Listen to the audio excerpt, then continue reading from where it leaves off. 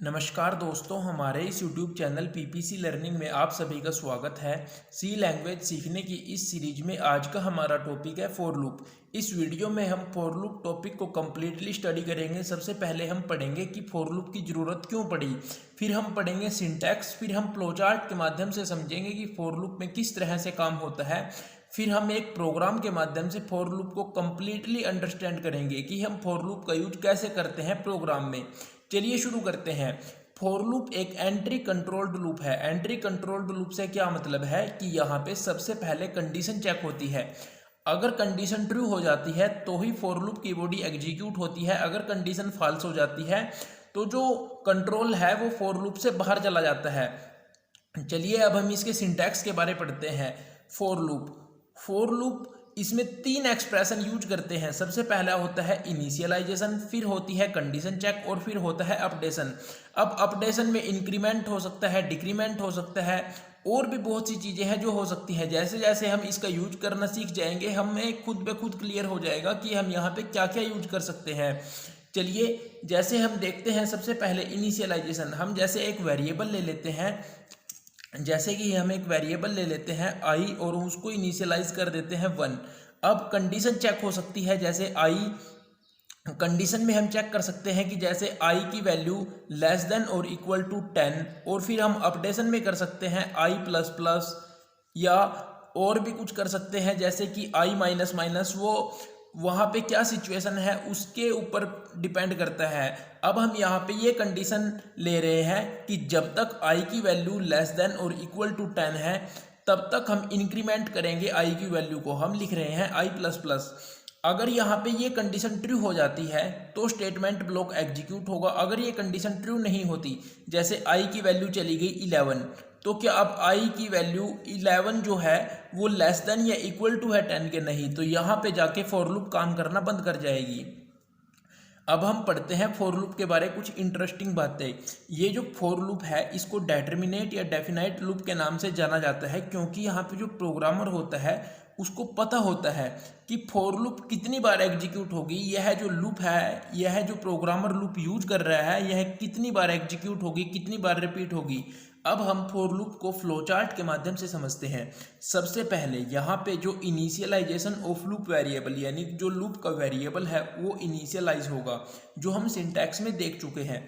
फिर condition check होगी, controlling condition for loop variable. अब अगर कंडीशन फॉल्स हो जाती है तो जो स्टेटमेंट ब्लॉक है वो बिल्कुल एग्जीक्यूट नहीं होगी। जो कंट्रोल है वो सीधा का सीधा बाहर चला जाएगा स्टेटमेंट वाई पर, जो फॉर लूप से बाहर है। लेकिन अगर कंडीशन ट्रू हो जाए तो स्टेटमेंट ब्लॉक एग्जीक्यूट होगा। फिर स्टेटमेंट ब्लॉक के एग्जीक्यूट होने के बाद क्या होगा? अपडेशन होगा, यानी कंडीशन अपडेट होगी। फिर दोबारा से वही प्रोसेस शुरू हो जाएगी, फिर दोबारा से कंडीशन चेक होगी। अब कंडीशन के चेक होने के बाद दोबारा फिर अगर कंडीशन ट्रू हो जाती है तो स्टेटमेंट ब्लॉक एग्जीक्यूट होगा। लेकिन अगर फॉल्स हो जाती है तो जो कंट्रोल है वो उसके बाहर चला जाएगा फॉर लूप की बॉडी के, और स्टेटमेंट वाई एग्जीक्यूट होगी। इस तरह से बिल्कुल सिंपल तरीके से हम फ्लोचार्ट से समझ सकते हैं फॉर लूप में किस तरह से काम होता है। अब ये जो फॉर लूप है इसमें 2 सेमीकोलन यूज होते हैं, ये कंपलसरी है। जैसे यहाँ पे 3 एक्सप्रेशन है तो इन तीनों को अलग अलग करने के लिए हम यहाँ पे 2 सेमीकोलन का यूज करेंगे।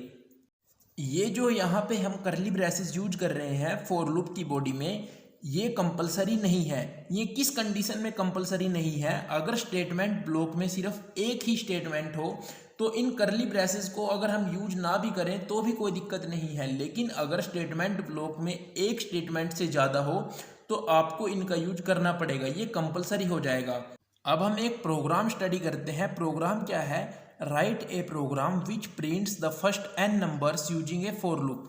कि एक ऐसा प्रोग्राम लिखना है जो पहले n नंबर्स को प्रिंट कराएगा फॉर लूप का यूज करके। अब n नंबर से यहाँ पे क्या तात्पर्य है? n नंबर का मतलब है कि हम यूजर से पूछेंगे कि आप नंबर एंटर कीजिए कि आपको कहाँ तक प्रिंट करवाने हैं। इसकी शुरुआत एक नॉर्मल सी प्रोग्राम की तरह होगी। हम यहाँ से स्टडी करते हैं। हम एक वेरिएबल बना रहे हैं आई और एक वेरिएबल बना रहे हैं n, जिनका डाटा टाइप है इंट। अब हम प्रिंट करा रहे हैं, यानी कि हम मैसेज दे रहे हैं यूजर को कि आप n की वैल्यू एंटर कीजिए। फिर जो वो वैल्यू एंटर करेगा उसको हम स्कैन करा रहे हैं। फिर हम फॉर लूप का यूज कर रहे हैं, हम आई को वैल्यू इनिशियलाइज कर रहे हैं यहाँ पे 1, फिर सेमीकोलन का यूज, फिर हम यहाँ पे लिख रहे हैं आई लेस देन एन। जब तक आई की वैल्यू छोटी है एन से तब तक हम इंक्रीमेंट करेंगे आई प्लस प्लस, यानी आई की वैल्यू को हम इंक्रीमेंट करेंगे। फिर हम प्रिंट करा रहे हैं आई की वैल्यू। तो इस तरह से ये बिल्कुल सिंपल प्रोग्राम हम लिख सकते हैं फॉर लूप का यूज करके। अब आप देखिए यहाँ पे कुछ इंपॉर्टेंट बातें। ये जो फॉर लूप है इसके अंदर 2 सेमीकोलन हम यूज करेंगे, क्योंकि यहाँ पे 3 एक्सप्रेशन है, उन 3 को अलग अलग करने के लिए हम 2 सेमीकोलन का यूज करेंगे। लेकिन आप ध्यान दीजिए फॉर लूप के बाद सेमीकोलन का यूज नहीं होगा, ये इंपॉर्टेंट है। फॉर लूप के बाद सेमीकोलन का यूज नहीं होगा।